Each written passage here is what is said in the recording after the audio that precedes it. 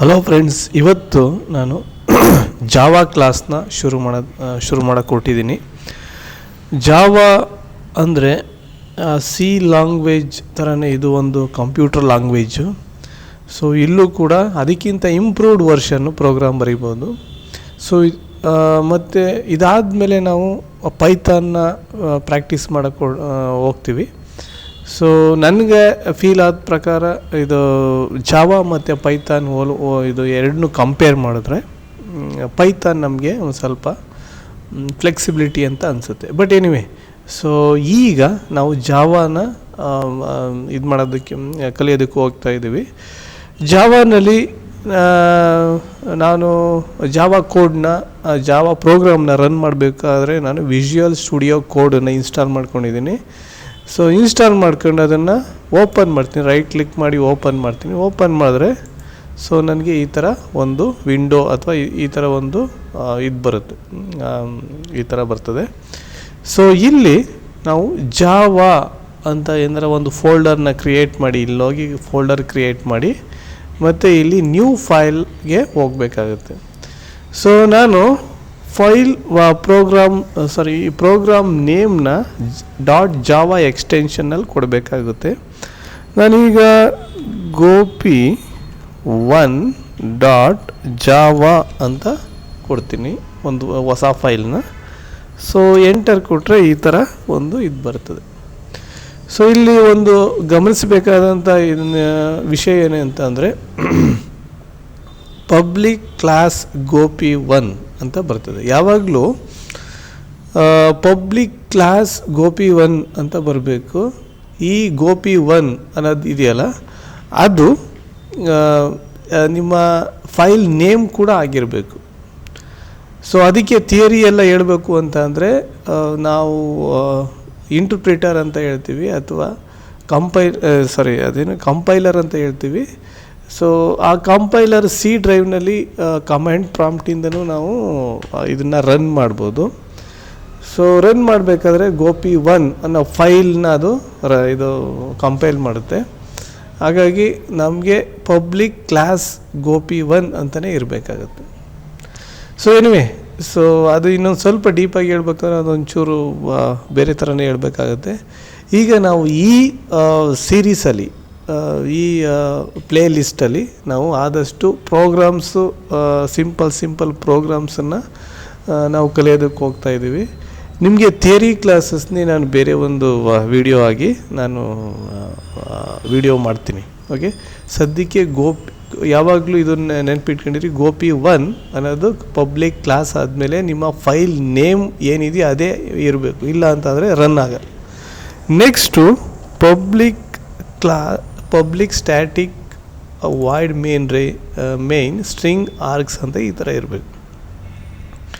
Public static void main, ಈಗ ನೀವು computer program ಅಂತಂದರೆ ಸಿ ಲ್ಯಾಂಗ್ವೇಜ್, ಸಿ ಅಥವಾ C++ನಲ್ಲಿ ವಾಯ್ಡ್ ಮೇಯ್ನಿಂದ ನೀವು ಯಾವಾಗ ಅದು ಕಂಪ್ಯೂಟ್ರು ಪ್ರೋಗ್ರಾಮು ರನ್ ಆಗ್ತಾಯಿದೆ, ವಾಯ್ಡ್ ಮೇಯ್ನಿಂದ ಕಂಪ್ಯೂಟರ್ ಪ್ರೋಗ್ರಾಮ್ ರನ್ ಆಗ್ತಾಯಿತ್ತು. ಈ ಜಾವಾದಲ್ಲಿ ಅದು ಇದು ಪಬ್ಲಿಕ್ ಸ್ಟ್ಯಾಟಿಕ್ ವಾಯ್ಡ್ ಮೇಯ್ನ್ ಇಂದ ಇದು ಸ್ಟಾರ್ಟ್ ಆಗುತ್ತೆ ಅದು programme.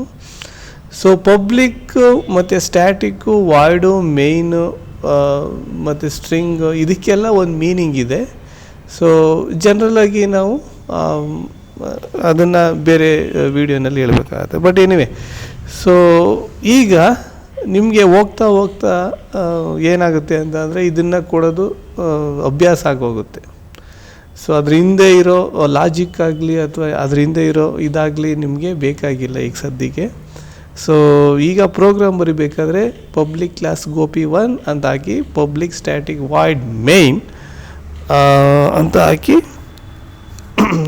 Hockey print, this is just a print output message print ಮಾಡೋದು. system.out.println ಇಲ್ಲಿ ಹಲೋ ವರ್ಲ್ಡ್ ಅಂತ ಟೈಪ್ ಮಾಡ್ತೀನಿ, ಹಲೋ ವರ್ಲ್ಡ್ ಅಂತ ಟೈಪ್ ಮಾಡಿ Ctrl+S ಸೇವ್ ಮಾಡ್ತೀನಿ. ಸೇವ್ ಮಾಡಿ ನಾನು ಇಲ್ಲೋಗಿ ರನ್ ಮಾಡಿದ್ರೆ ಸೊ ಅದು ಹಲೋ ವರ್ಲ್ಡ್ ನೋಡಿ, ಹಲೋ ವರ್ಲ್ಡ್ ಅಂತ ಅದು ನಿಮಗೆ ಔಟ್ಪುಟ್ ಬಂತು. ಸೊ ಇಟ್ ಈಸ್ ಜಸ್ಟ್ ಒಂದು ಸಿಂಪಲ್ ಪ್ರೋಗ್ರಾಮ್ನು ಜಾವಾ ಯಾವ ಥರ ಯೂಸ್ ಮಾಡಬೇಕು ಬಿಗಿನರ್ಸ್ಗೆ ಅನ್ನೋದು. ಈಗ ನಾವು ಡಾಟಾ ಟೈಪ್ಸ್ಗೆ ಹೋಗೋಣ. ನೆಕ್ಸ್ಟ್ ಪ್ರೋಗ್ರಾಮ್ನ ಡಾಟಾ ಟೈಪ್ಸ್ಗೆ ಇದು ಮಾಡ್ಕೊಳ್ಳೋಣ. ನೆಕ್ಸ್ಟ್ ಒಂದು ಅಗೈನ್ ಒಂದು ಫೈಲ್ ಇದು ಮಾಡ್ತೀನಿ. ಇಲ್ಲಿ ಗೋಪಿ 2.java ಅಂತ ಕೊಡ್ತೀನಿ. ಓಕೆ, ಎಂಟರ್ ಕೊಡ್ತೀನಿ. ಈಗ ಗೋಪಿ ಇದಂತ ಗೋಪಿ 2 ಬಂತು. ಅಗೈನ್ ನಾನು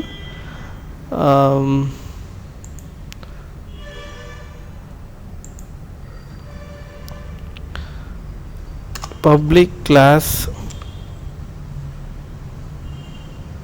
public static wide main range ಕೊಡ್ತೀನಿ. ಇಲ್ಲಿ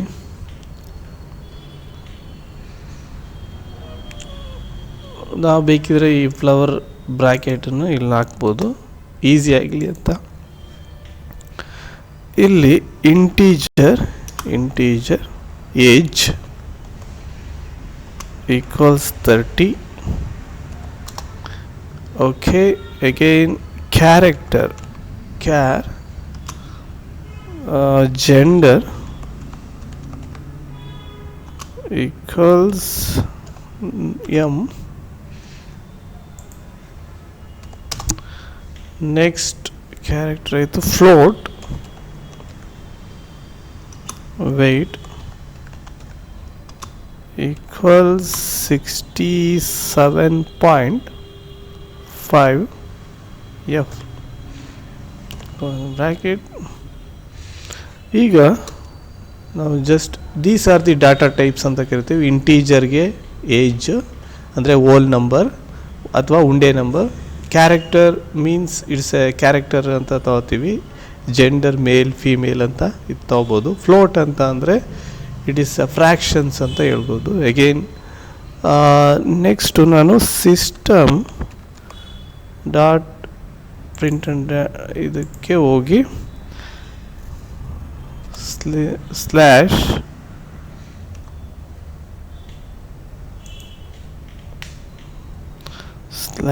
/n.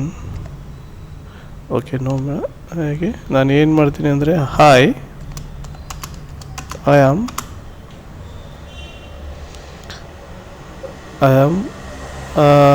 ರಾಮ್ ಅಂತ ಕೊಡ್ತೀನಿ.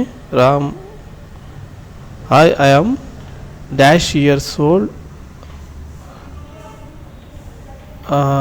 I am Ram. ಅದಾದಮೇಲೆ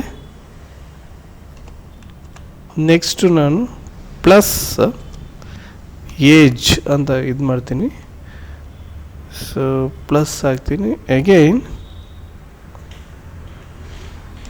ಕೊಟ್ಟು years old my gender is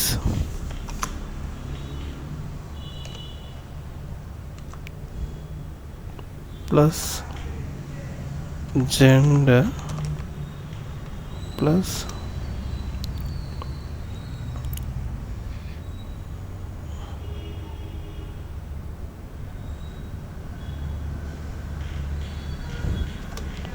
gender is and my weight is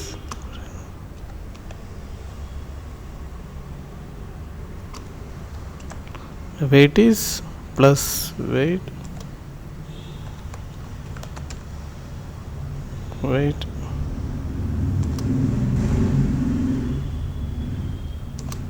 kg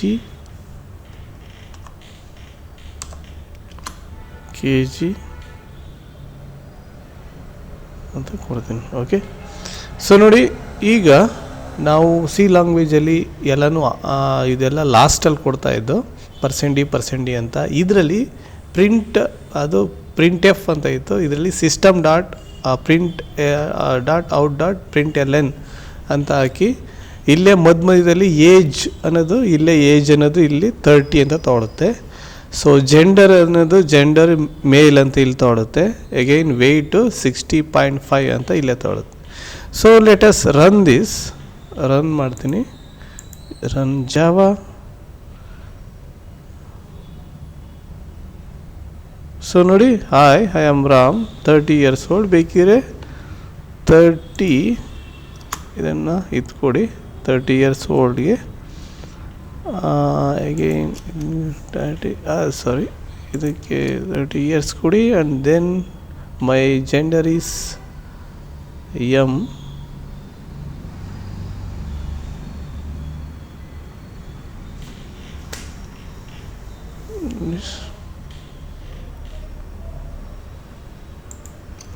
comma, and my weight is kg.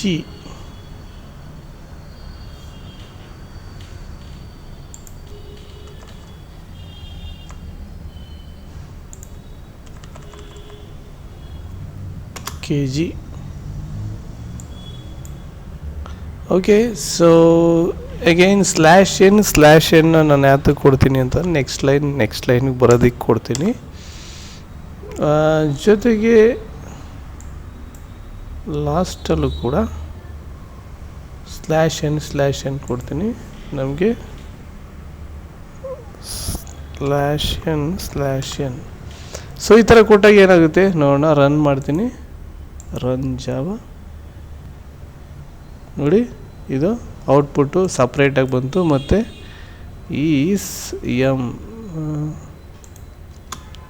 Is male ಅಂತ ಬರಬೇಕು, ಎಮ್ ಅಂತ ಬಂತು. So again control S, run Java. So I am 30 years old and my gender is M and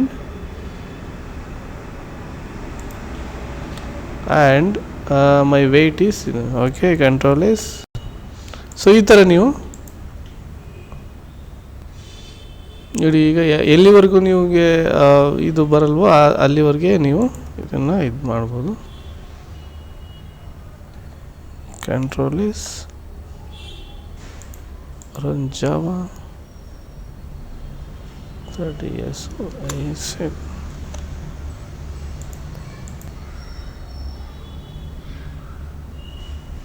Okay, hi, I am Ram, 30 years old.